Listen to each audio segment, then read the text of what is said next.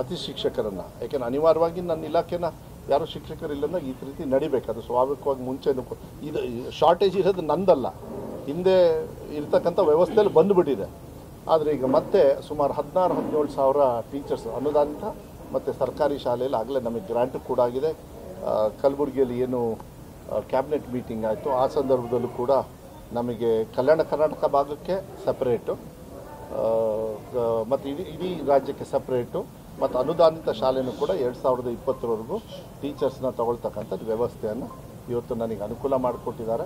ಶಿಕ್ಷಣಕ್ಕೆ ಹೆಚ್ಚು ಒತ್ತನ್ನು ಕೊಡ್ತಕ್ಕಂಥದ್ದು. ಈ ಸತಿ ಗ್ರೇಸ್ ಮಾರ್ಕ್ಸ್ ಬಿಟ್ಟು ನೀವು ಇದು ನೋಡಿದಾಗ ಸುಮಾರು 8.5% ಮುಂಚಿನಕ್ಕಿಂತ ಗ್ರೋತ್ ಆಗಿದೆ. ಆಮೇಲೆ ಈಗ ಡಿಜಿಟಲ್ ಎಲ್ಲ ಸ್ವಲ್ಪ ಸ್ಮಾರ್ಟ್ ಕ್ಲಾಸು ಇದೆಲ್ಲ ಈ ವರ್ಷವೂ ಕೂಡ ಕೆಲವು ಬದಲಾವಣೆ ಇನ್ನೊಂದು ಒಂದು ತಿಂಗಳು 1.5 ತಿಂಗಳೊಳಗೆ ನಿಮಗೆ ಗೊತ್ತಾಗುತ್ತೆ. ಕೆಲವು ಬದಲಾವಣೆನ ಮಾಡ್ತಾಯಿದ್ದೀವಿ. ಫೇಶಿಯಲ್ ಅಟೆಂಡೆನ್ಸ್ ಮಾಡ್ತಾಯಿದ್ದೀವಿ. ಫೇಶಿಯಲ್ ಅಟೆಂಡೆನ್ಸ್ ಭಾಳ ಮುಖ್ಯ, ಯಾಕೆಂದರೆ ಬೇರೆ ಸ್ಟೇಟಲ್ಲಿ ಮಾಡಿದ್ದಾರೆ, ನಾವಿನ್ನು ಅದೊಂದು ಇದರೊಳಗೆ ನಾವು ಹಿಂದೆ ಇದ್ವಿ. ಯಾಕೆ ಹಿಂದೆ ಅದೆಲ್ಲ ಪ್ರಪೋಸಲ್ ಇಂಥದ್ದು ಯಾಕೆ ಮಾಡಲಿಲ್ಲ ಗೊತ್ತಿಲ್ಲ. ಈಗ ಅದನ್ನೆಲ್ಲ ಕರೆಕ್ಷನ್ ಮಾಡಿ ನಾನೇ ಸ್ವಲ್ಪ ಟೆಕ್ನಿಕಲ್ ಇನ್ನೂ ಸ್ವಲ್ಪ ನನಗೆ ಸ್ವಲ್ಪ ಗೊತ್ತಿರೋದ್ರಿಂದ ಅದನ್ನು ಕೂಡ ಐ ಥಿಂಕ್ ಇನ್ನೊಂದು 1.5 ತಿಂಗಳು 2 ತಿಂಗಳೊಳಗೆ ಫೇಶಿಯಲ್ ಅಟೆಂಡೆನ್ಸ್ ಮಾಡಿದರೆ ಒಂದು ಉನ್ನತ ಸ್ಥಾನದಲ್ಲಿ ಆನ್ಲೈನ್ ಕ್ಲಾಸಸ್ಸು CET ಮತ್ತು NEET 25,000 ಮಕ್ಕಳಿಗೆ ಸರ್ಕಾರಿ ಶಾಲೆಯಲ್ಲಿ ಫ್ರೀಯಾಗಿ ಮಾಡ್ತಾಯಿದ್ದೀವಿ. ಅವರೆಲ್ಲ ಈಗ ಇಂಜಿನಿಯರಿಂಗು ಅದು ಇದಕ್ಕೆಲ್ಲ ಬರೆಯೋದಕ್ಕೆ ಈಸಿ ಆಗುತ್ತೆ.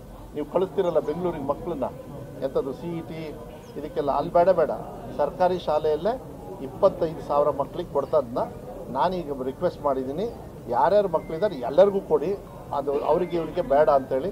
ಯಾಕೆಂದರೆ ಎಲ್ಲ ಶಾಸಕರೆಲ್ಲ ಬರೀ ಕಮ್ಮಿ ಮಾಡಿದ್ದೀರಮ್ಮದು, ಅದನ್ನೆಲ್ಲರಿಗೂ ವಿಸ್ತರಣೆ ಮಾಡೋಕ್ಕಾಗತ್ತಾ ಅಟ್ಲೀಸ್ಟ್ ಸರ್ಕಾರಿ ಶಾಲೆಗೆ ಅಂತ ಹೇಳಿದ್ದಾರೆ. ಮೋಸ್ಟ್ಲಿ ಈ ಸತಿ ಅದನ್ನು ಕೂಡ ವಿಸ್ತರಣೆ, ಆಮೇಲೆ ಹಣ ಇದೆ ನಮ್ಮ ಹತ್ರ, ಅದನ್ನು ಮಾಡ್ತಕ್ಕಂಥ ವ್ಯವಸ್ಥೆನ ನಾವು ಮಾಡ್ತೀವಿ.